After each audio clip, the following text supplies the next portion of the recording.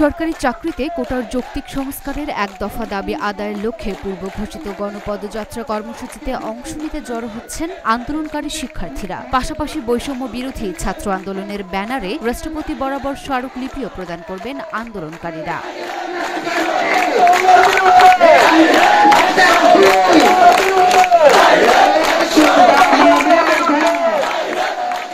রোববার ঢাকা বিশ্ববিদ্যালয়ের কলা ভবনে গ্রন্থাগারের সামনে বেলা 11টার আগে থেকেই ছোট ছোট দলে জড়ো হতে শুরু করেন তারা।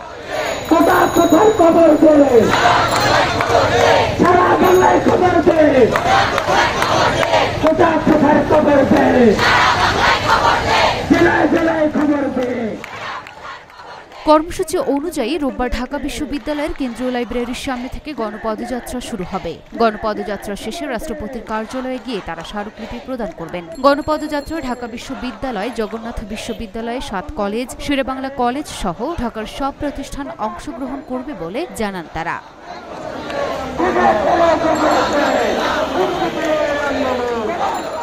Luna Afroz, Dhaka post.